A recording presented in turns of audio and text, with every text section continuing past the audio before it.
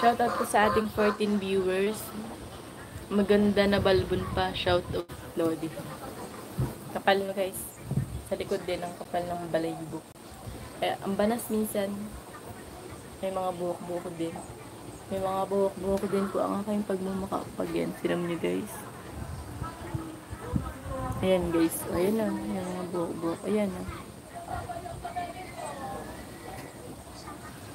Ayan.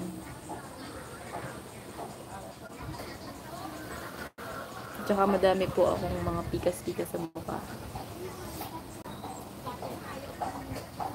Single po ako, pero not ready to mingle because so many responsibility. And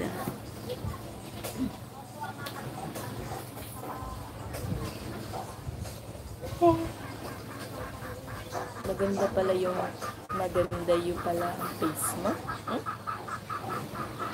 Kapag po na sa personal ako, pag nagsasalamin ako guys, saan ko yan? Tayo nga pala yun. Yan sa may ganito ko guys, buhok-buhok. Ayan. Ayan o.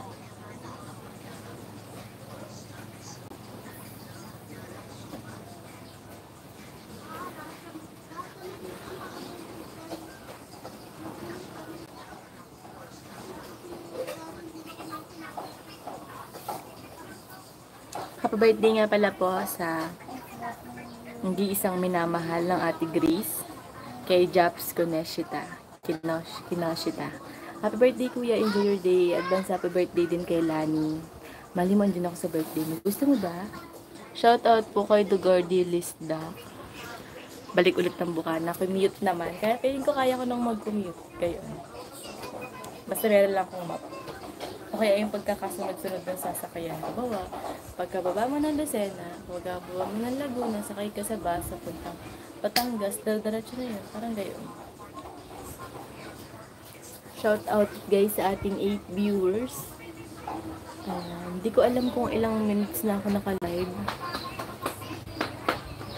Hindi na ako bibitaw, ngayon ikaw lang ang kasama.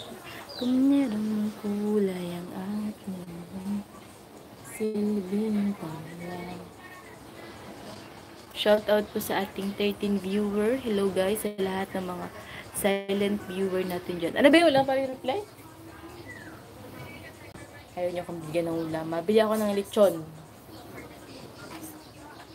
Ang sarap ng tulog ni Tres ay.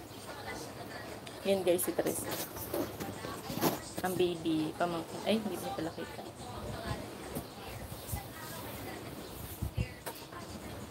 Sala si Tres. Ayun guys, tulog na tulog. Sarap na tulog. Umulan ka dyan ha. Nandito sa Tanawan Panay ang ulan. Huwag ka lagi magpaambon ha, para hindi ka laging sinisipon. Yeah, stay safe, God bless. Yes po. Thank you po Sir Flory Vergara. Thank you po. Opo, may maulan po siya. Makulim na nga po ulit eh. Hana kung nagmamahal ka, mamahalin mo. Hana kung nagmamahali, mamahalin mo. Tapat, huwag kang makinig sa ibang tao kung may maninira sa pagmamahal niya sa nobyo mo at sa magiging sa pag-uusapan mo. Hindi po ako yun.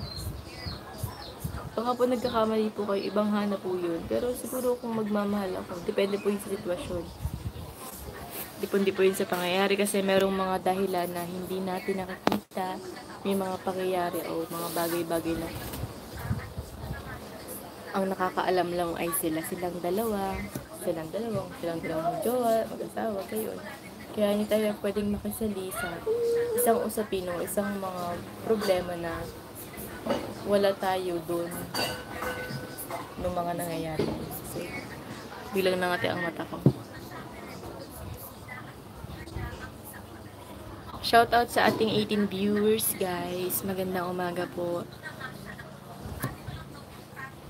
Huwag na po kayong mahiyang mag-comment. Mag-comment na kayo guys para may kausap naman ako.